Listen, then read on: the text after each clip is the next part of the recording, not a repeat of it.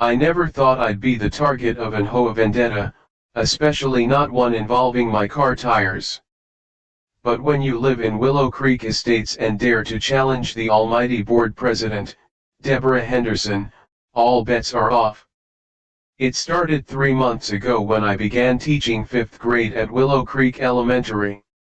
I was thrilled to find an affordable apartment in the same community as my school.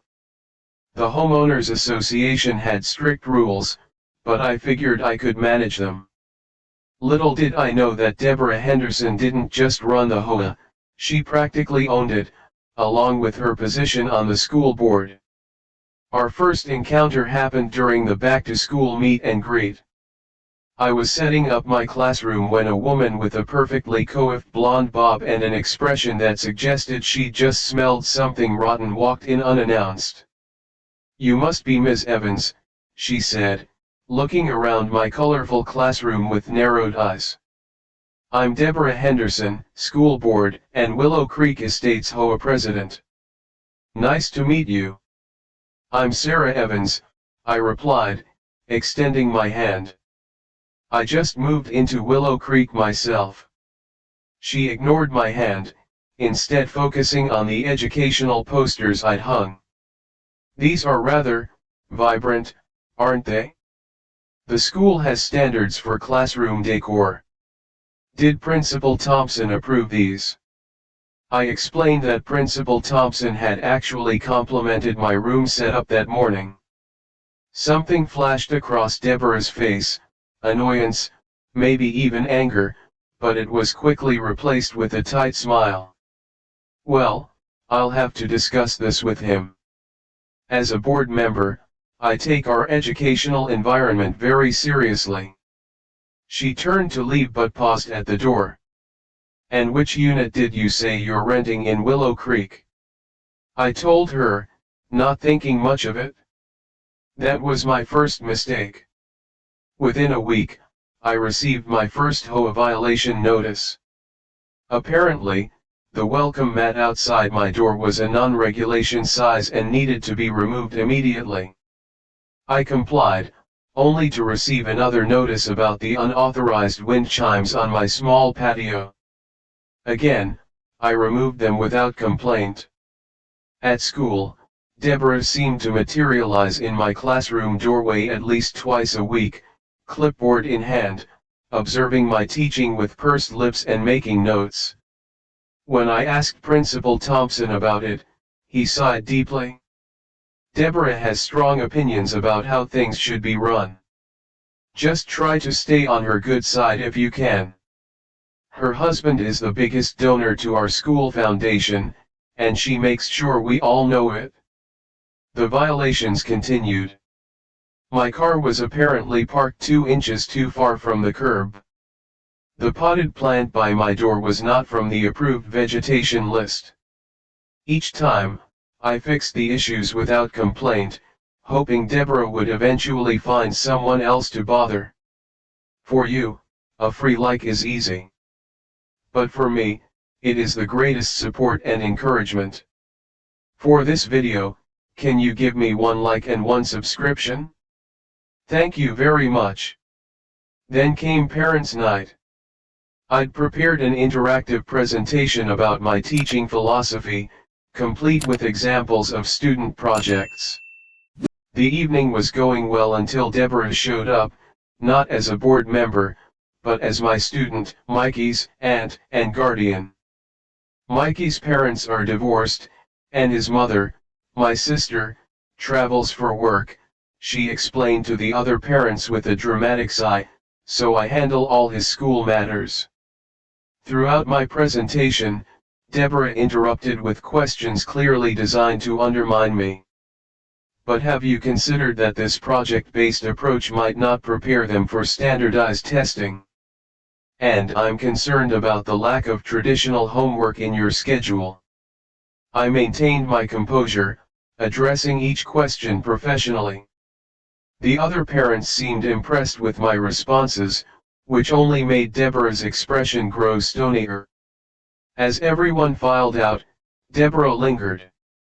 "Ms. Evans, "I'm not convinced your teaching methods are what's best for Mikey," she said, her voice dripping with false concern.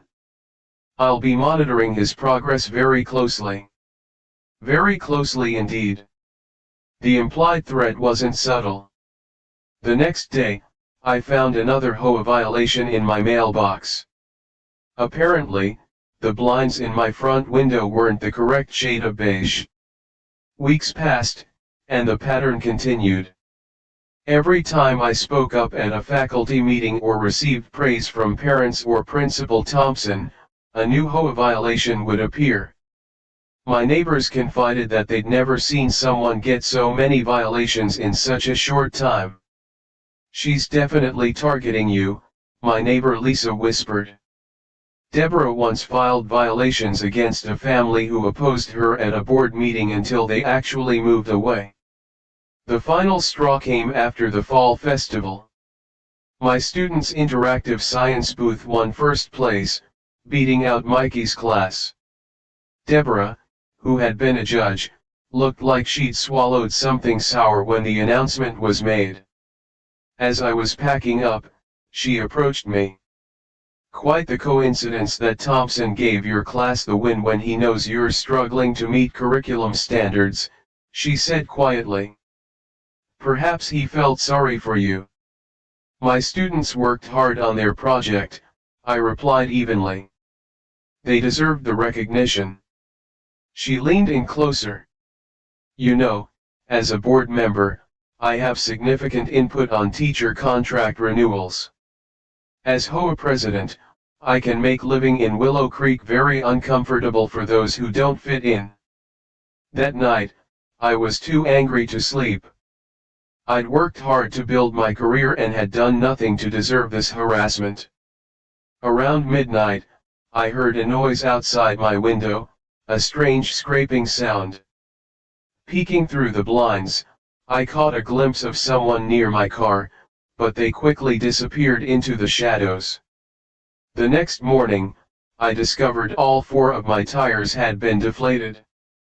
Not slashed, that would be clearly criminal, but the valve stems had been loosened just enough to slowly release the air. It was subtle but effective sabotage. I had to call a tow truck and missed my morning classes. When I finally arrived at school, Deborah was in the front office, all false sympathy. "I heard about your car trouble," she said loudly enough for the office staff to hear. "Such a shame. You know, reliable transportation is essential for teachers. The board takes attendance very seriously." That was it. I'd had enough. I could take the HOA harassment, but interfering with my job crossed the line. I couldn't prove Deborah had tampered with my tires, but I knew in my gut it was her. That evening, I went to an electronics store and purchased a small, weatherproof security camera with night vision. I carefully concealed it in a potted plant, an approved species this time, positioned with a clear view of my parking spot. For the next week, nothing happened. I began to think I was being paranoid. Then came the school board meeting where budget allocations for classroom supplies were being discussed. I made a well-researched presentation arguing that the science department needed additional funding, which would require reducing the budget for the annual board member retreat. Deborah looked daggers at me throughout my presentation, but several other board members nodded in agreement with my points. The following morning, I checked my camera footage before heading to my car. There it was, clear as day. At 2:15 in the morning, Deborah Henderson, wearing dark clothing and garden gloves, crouching beside my car and methodically loosening my valve stems again. The night vision camera captured every detail, including her face when she looked up nervously at a passing car's headlights. I saved multiple copies of the footage, then called the non-emergency police line to report the vandalism. I didn't mention Deborah, I just asked to file a report about tire tampering. 2 officers arrived within the hour, and I showed them the footage. Their eyebrows shot up when they recognized Deborah. "That's Deborah Henderson," one officer said. "She's always complaining to the department about her neighbors." I explained the ongoing harassment, both at school and through the HOA. The officers took detailed notes and copies of all the violation notices I'd received. They told me they would pay Deborah a visit that afternoon. When I arrived at school, Deborah was absent from her usual morning patrol. By lunchtime, rumors were circulating. Apparently, the police had shown up at her house while she was hosting her weekly garden club meeting. I almost felt sorry for her, almost. Principal Thompson called me into his office after school.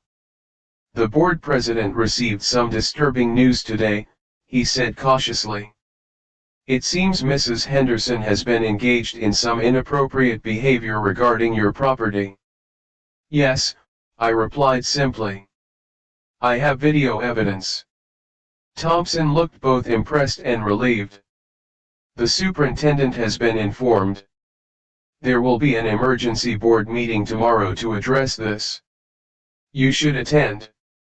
The meeting was scheduled for 4 o'clock the next day.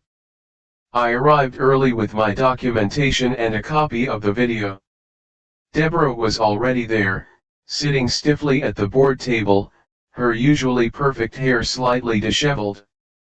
She refused to meet my eyes. The superintendent opened the meeting by addressing the situation directly. "We've called this emergency session to address serious allegations against board member Deborah Henderson. Ms. Evans has provided evidence that Mrs. Henderson vandalized her vehicle on multiple occasions, which appears to be part of a pattern of targeted harassment." The video was played on the large screen. Several board members gasped when Deborah's face became clearly visible. When the lights came back on, Deborah's face was flushed with anger and embarrassment. "This is clearly a misunderstanding," she sputtered. "I was merely checking her tires because I'd noticed they looked low the previous day. I was trying to help." At 2:15 in the morning, wearing dark clothing and gloves, I asked quietly. The superintendent cleared his throat. "Mrs. Henderson, we've also received documentation of numerous HOA violations filed against Ms. Evans, far exceeding what any other resident has received. And we have reports from school staff about your unusual level of scrutiny toward Ms. Evans's classroom." Deborah's attorney, whom she'd apparently brought with her, leaned over to whisper something in her ear. She shook her head vehemently. The superintendent continued, "The board will need to vote on your continued membership. But first, I think we should hear what Ms. Evans is seeking as resolution."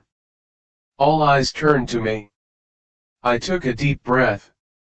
"I'm not interested in pressing criminal charges," I said. "What I want is simple.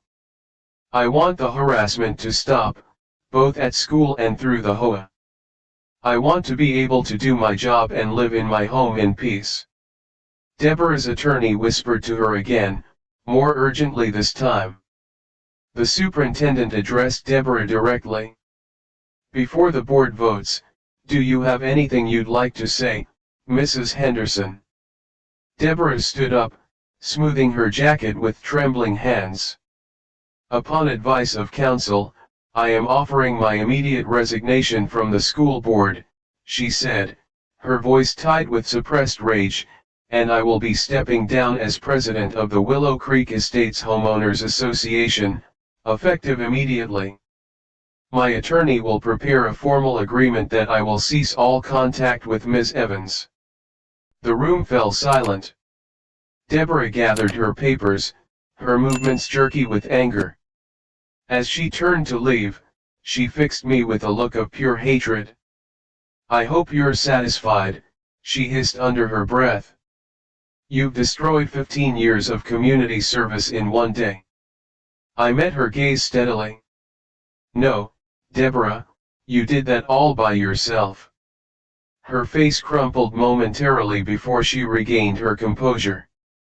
Without another word, she stalked out of the room, her attorney hurrying after her. Later that evening, as I was grading papers, there was a knock at my door. It was Lisa from next door, along with several other neighbors I recognized from around the complex.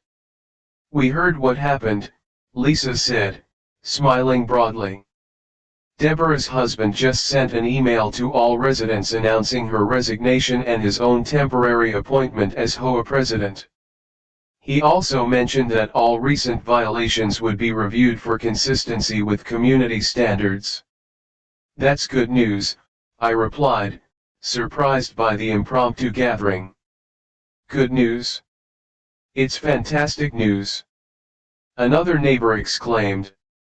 "We've been under Deborah's thumb for years.